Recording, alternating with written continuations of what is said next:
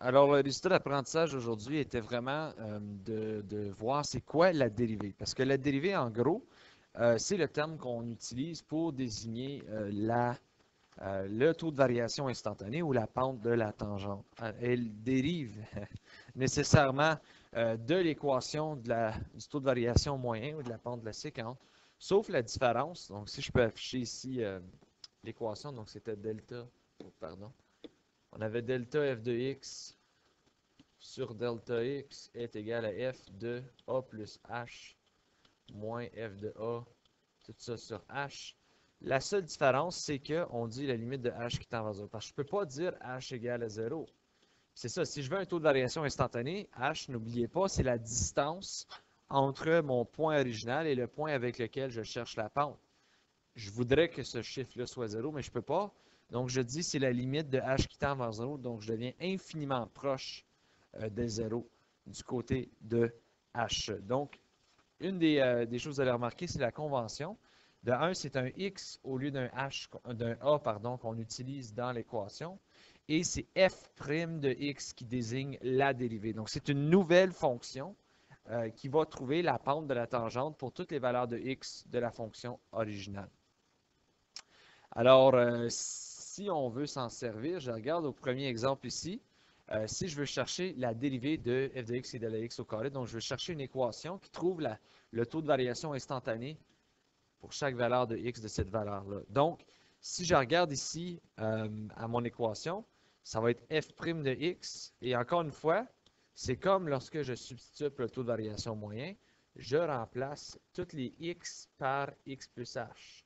Donc, ça va devenir x plus h au carré moins, pardon, qu'est-ce que je fais là? F de x qui était simplement x au carré, tout ça sur h. Et je devrais peut-être ajouter.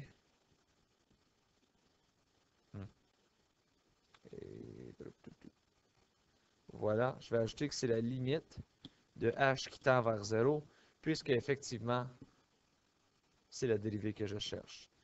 Donc là, comme quand je trouvais le taux de variation moyen, je vais développer x plus h au carré, ça va devenir x au carré plus 2xh plus h au carré, tout ça moins x au carré divisé par h. Maintenant, je vois que les x au carré vont pouvoir s'annuler. Ça va donc me donner la limite de x qui tend vers, de h qui tend vers 0 de 2xh plus h au carré sur h. Alors là, je vois que je peux factoriser un h. Donc, je vais avoir la limite de h qui tend vers 0 de h fois 2x plus h divisé par h. Là, on voit que j'ai fois h divisé par h, donc ils peuvent s'annuler, ce qui va me donner la limite de h qui tend vers 0 de 2x plus h. Et maintenant, je peux utiliser les propriétés des limites. Puis je sais que ceci, ça va tendre vers 0 lorsque je vais utiliser les propriétés des limites. Ce qui veut dire que f' de x dans cette situation ici est simplement 2x. Alors pour l'équation x au carré, si je voudrais savoir le taux de variation instantané lorsque x est égal à 3, j'aurais simplement à substituer le x comme 3 dans mon équation. Donc ça me donnerait une pente de 6 lorsque j'ai l'équation f de x est égal à x au carré. Alors maintenant, pour un exemple un peu plus difficile, si on veut trouver, mettons, la dérivée de f de x qui est égale à x au cube. Donc dans cette situation-là, encore une fois, je cherche f' de x qui serait égal à la limite de h qui tend vers 0 de f de x plus h moins f de x sur h. Alors encore une fois, tu substitues ton information. Hein? Donc j'ai maintenant la limite de h qui tend vers 0 de f, oh pardon, qu'est-ce que je dis là, de x plus h au cube moins x au cube sur h. Maintenant, pour développer x plus h au cube, il y en a certains que ça va leur donner un peu de misère, mais une des choses que je vous recommandais de remarquer, c'est que ça, c'est la même chose que x plus h au carré fois x plus h. Et ce qui pourrait peut-être vous simplifier la vie quand ça vient au développement de ceci. Alors maintenant, x plus h au carré, je sais que c'est simplement un a plus b au carré, donc ça va devenir x au carré plus 2xh plus h au carré. Encore, il y a le fois x plus h qui reste. Donc là, maintenant, ce que je peux faire, c'est que je peux simplement développer ceci au lieu. Mais là, encore, il y a 3 composants maintenant. Donc quand je vais développer, ça va prendre un peu plus de temps. Alors j'ai x au carré fois x qui me donnerait x au cube. X au carré fois h, ce serait plus x au carré h. 2xh fois x au carré, ce serait plus 2x au carré h. Ensuite, j'ai plus 2xh au carré, plus xh au carré, plus h au cube, tout ça moins x au cube sur h. Prochainement, ce que je peux faire avec ceci, c'est que je peux maintenant regrouper les termes communs et je vois que les x au cube vont s'annuler. Donc, en regroupant les termes communs, je vois que j'ai 3x au carré h. Je vois aussi que j'ai plus 3xh au carré. Et j'ai aussi plus h au cube, tout ça sur h. Maintenant, je peux factoriser un h en commun en haut. Donc, j'ai h fois 3x au carré plus 3xh plus h au carré sur h. Et je vois maintenant que je peux annuler mes h. Ce qui va donc me donner la limite de h qui tend vers 0 de 3x au carré plus 3xh plus h au carré. Et je vois que ceci, ça tend vers 0. Ceci, ça tend vers 0 lorsque je fais à la limite. Donc ça va me donner que f' de x est égal à 3x au carré. Donc ce que ceci, ça veut dire, c'est que si je cherche, mettons, le taux de variation instantané de n'importe quel point dans l'équation f de x égale à x au carré, j'ai simplement besoin de remplacer x dans ma dérivée pour être capable d'aller chercher. Donc, mettons, je veux trouver la pente ou le taux de variation instantané lorsque x égale à 3 dans l'équation f de x égale à x au cube. Donc, ça serait simplement f' de 3. Donc, ce serait 3 au carré qui est 9 fois 3, 27. Donc, dans l'équation f de x égale à x au cube, si je prenais le point 3x égale à 3 et je collais une droite dessus, cette droite-là aurait une pente de 27. Là où ça peut vous sembler long, c'est le développement. Donc, si je te dis x plus 3, non, x plus h, pardon. X plus h exposant 3, il y en a qui disent, ouais, mais monsieur, c'est long en tabarnouche. Faire x plus h au carré, ensuite multiplier, surtout si on va se rendre vers x plus h exposant 5. Donc, c'est là où je vous montre le triangle de Pascal vite fait. C'est un truc que vous pouvez utiliser pour développer. Donc, dans cette situation ici, le triangle de Pascal, tu commences toujours avec 1.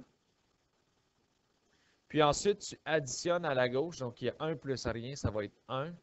Puis 1 plus rien, ça va être 1. Donc, tu vois que c'est 1, ensuite 1, 1. Maintenant, à la gauche de lui, 1 plus 1, ça va être 1 plus 0, pardon, ça va être 1. Mais là, maintenant, entre ces deux ici, 1 plus 1 va être 2. Et à la droite de lui, 1 plus 0, ça va être 1. Fait que ceci, c'est un exemple pour une fonction du premier degré. Ceci, ce serait le deuxième degré. Puis je vous montre comment vous pouvez vous en servir.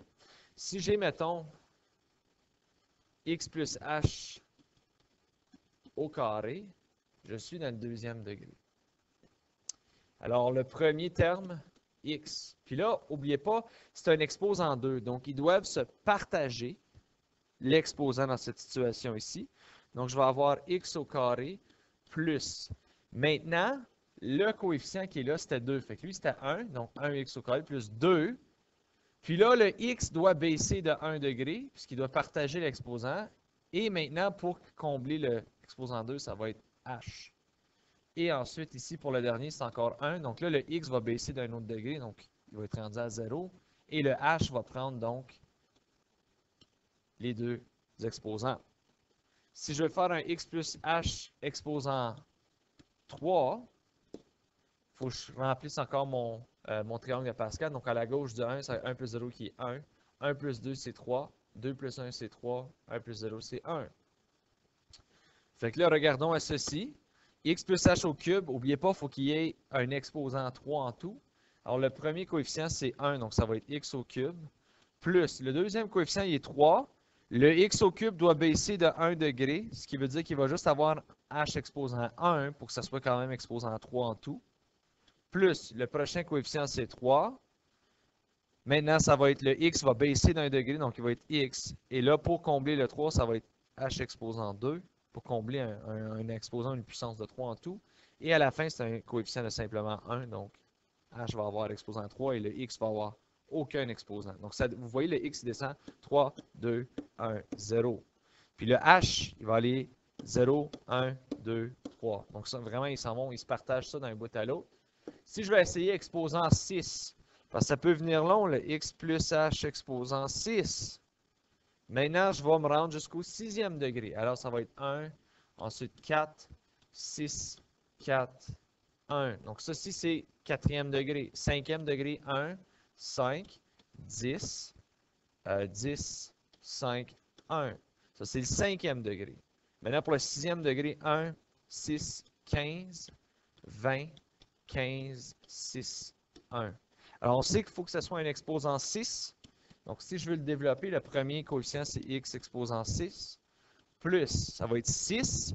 Là, le x, il baisse de 1, donc x exposant 5. H. Plus, ça va être 15. X, il baisse de 1, donc x exposant 4. H exposant 2 pour assurer que c'est exposant 6 en tout. Plus 20. X exposant 3. H exposant 3. Plus 15. X exposant 2. H exposant 4. Plus 6, x, h exposant 5 et plus h exposant 6. Voilà le développement. Donc, vous pouvez vous servir de ceci pour vous aider si vous voulez. Une autre chose qu'on a discuté en classe, c'est qu'il y a différentes façons d'exprimer la dérivée. Donc, f' de x, il y en a qui font dy sur dx, il y en a qui font dy sur dx, f de x. Alors, vraiment, c'est à vous de choisir comment est-ce que vous voulez le faire. Pour regarder ici aussi à notre équation originale qui était x au cube. Donc, x au cube, n'oubliez pas, le but de la dérivée, c'est de trouver la pente de la tangente. Donc, le taux de variation instantané à un point précis. Et il ne faut pas que vous oubliez ça. Donc, si je sais ici que la dérivée, c'était 3x au carré. Et ça, c'était la dérivée pour x au cube. Donc, je sais qu'x au cube, il a l'air à ceci. Alors, si je fais f de moins 2, ça veut dire qu'à moins 2, si je fais un point à moins 2, puis je veux savoir quelle est la pente qui touche uniquement à ce point-là. Mais maintenant, c'est très facile. J'ai juste besoin de faire f' de moins 2. Donc, ça va être 3 fois moins 2 au carré, qui va être 3 fois 4. Ce qui veut dire, ça va être donc 12. Donc, en principe, la droite ici a une pente de 12. Donc, je suis en train d'augmenter de 12. Je ne vais pas faire les deux autres, mais c'est tout le temps les mêmes calculs en principe. En dernier, nous avions la hauteur d'un javelot lancé dans les airs, qui est représentée par la fonction h de t, qui est égale à moins 4,9 t au carré plus 10t plus 1. Donc, h, c'est la hauteur en mètres et t, c'est le temps en secondes depuis le moment que ça a été lancé. Alors ici, si je regarde, je veux qu'on utilise la notation dy sur dx. La seule chose, c'est qu'en ce moment, les lettres qui sont utilisées, c'est h et t. Donc, dh sur dt, ça va être la limite. Puis là, à ne pas confondre le petit h avec le gros H, parce que le gros H indique la hauteur et le petit h indique la distance entre les deux coordonnées. Voilà comment mon équation a changé. Donc ça, c'est toute une question de convention. J'essaie d'utiliser les mêmes conventions, donc les mêmes lettres qui sont imposées par la question. Ce qui veut dire que la dérivée dans cette situation ici, ça va être la limite de h qui tend vers 0 de moins 4,9 fois t plus h au carré. Puis là, remarquez, là, il y a un autre t ici à 10, 10t. Fait que quand je fais h de t plus h, ça veut dire que le t est remplacé par t plus h. Donc, tout ce qui a un t va être remplacé par t plus h. Donc, ça va être 10 fois t plus h plus 1. Et là, l'autre côté, moins, je vous recommande de mettre une parenthèse, négatif 4,9 t au carré plus 10t plus 1. Puis tout ça, c'est divisé par le petit h. Alors là, si je continue à développer ceci, je vais avoir moins 4,9 fois t au carré plus 2th plus h au carré plus 10t plus 10h plus 1, tout ça, plus 4,9t au carré, parce que je suis en train de distribuer mon moins, moins 10t, moins 1. Tout ça divisé par h. Je peux maintenant développer mon moins 4,9. Alors ceci, ça va être moins 4,9t au carré, moins 9,8th, moins 4,9h au carré, plus 10t, plus 10h. Vous voyez comment ça peut venir long, plus 1, plus 4,9t au carré, moins 10t. Et là, je manque de place, là, mais il y a un moins 1. Tout ça sur h. Rendu à cette étape-ci, il devrait être normal qu'il y ait des choses qui vont s'annuler. Je regarde mes 4,9t au carré, ils s'annulent. Mes 10t s'annulent et mes 1, ils s'annulent. Oh.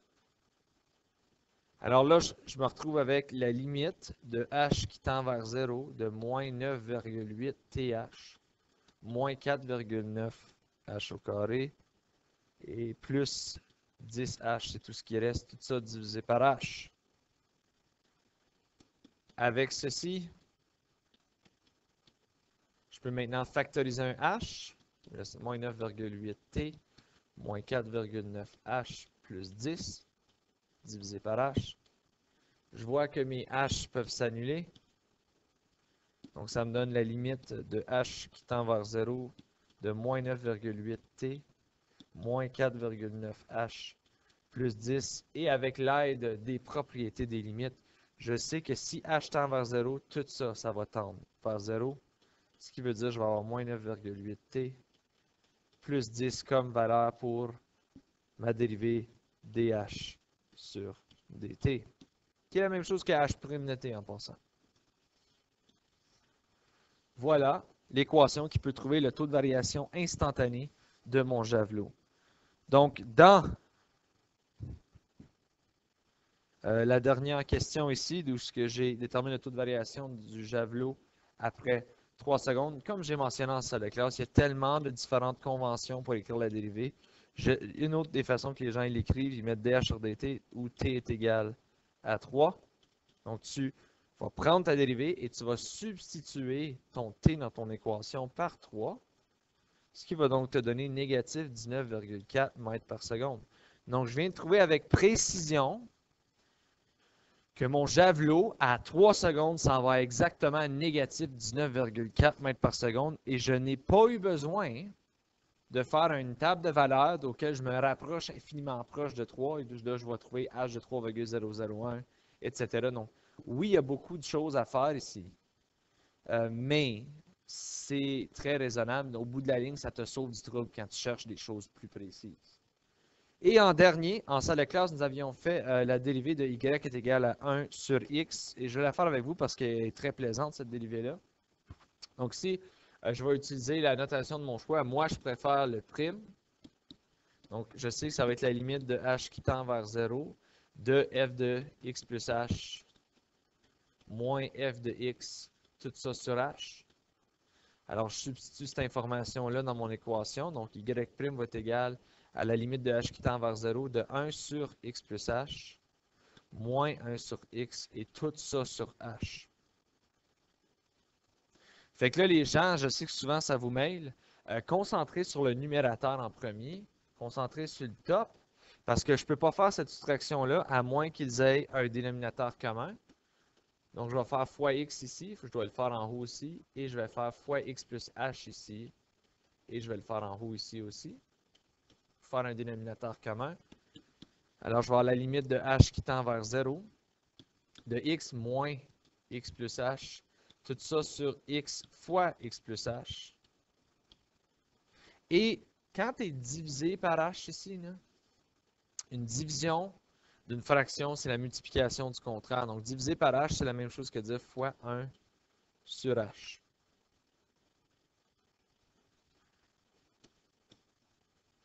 Donc là, je peux développer ceci. Ça va donc me donner x moins h, tout ça sur x au carré plus xh fois 1 sur h. Je vois que le x moins x, boum, ça va partir. Ce qui veut dire qu'il va me rester limite de h qui tend vers 0 de négatif h sur x au carré plus xh fois 1 sur h. Je ne sais pas pour vous autres, mais moi, je vois quelque chose qui peut s'annuler effectivement ici. Donc ça va me donner la limite de h qui tend vers 0 de négatif 1 sur x au carré plus xh. Puis là, si h tend vers 0, selon les propriétés des limites, ceci, ça va tendre vers 0 également parce que c'est x fois h, ce qui veut dire que y' sera donc égal à négatif 1 sur x au carré comme réponse finale. Donc, ceci me fait à la leçon d'aujourd'hui. Si jamais vous avez des questions, n'hésitez pas à m'envoyer un message, soit sur Edmodo ou avec Raymond.